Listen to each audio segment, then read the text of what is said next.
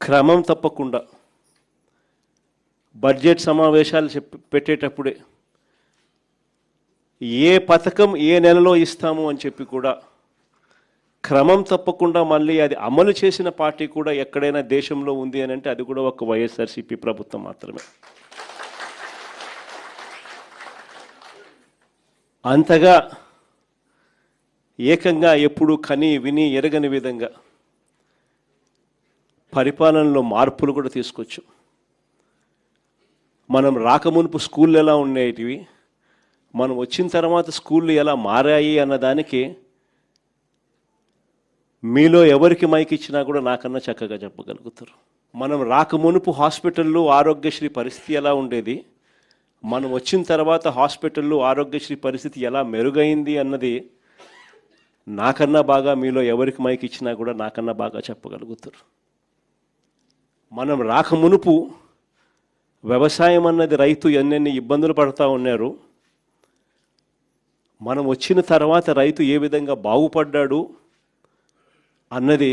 నాకన్నా బాగా మీలో ఎవరికి మైక్ ఇచ్చినా కూడా చక్కగా చెప్పగలుగుతారు. మనం రాకమునుపు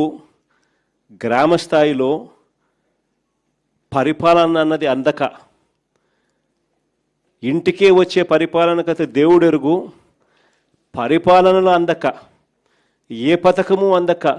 ఎన్నెన్ని అవస్థలు పడాల్సిన పరిస్థితి, ఎవరెవరికి ఎంతెంత డబ్బులు ఇచ్చుకుంటే తప్పనిచ్చి పథకాలు అందని పరిస్థితి అన్నది ప్రతి ఒక్కరికి తెలిసిన పరిస్థితి నుంచి మన వైఎస్ఆర్సీపీ ప్రభుత్వం అధికారంలోకి వచ్చిన తర్వాత పాలన ఎలా మారింది, ప్రతి గ్రామంలోనూ సచివాలయాలు ఎలా వచ్చాయి, ప్రతి 50-60 ఇళ్లకు ఒక వాలంటీర్ వ్యవస్థ ఎలా వచ్చింది, పథకాలన్నీ కూడా పారదర్శకంగా ఎలా ఇంటి వద్దకే వచ్చాయి,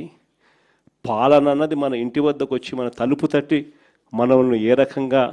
ఆలింగనం చేసుకుంది అన్నది మీలో ఎవరికి మైక్ ఇచ్చినా కూడా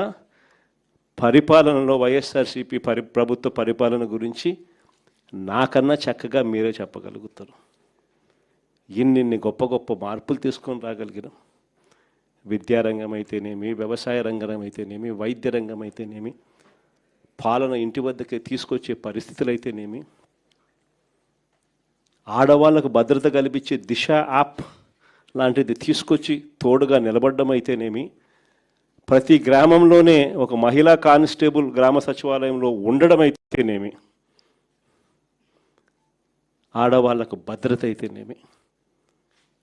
చివరికి మన గిరిజన ప్రాంతాల అభివృద్ధి అయితేనేమి,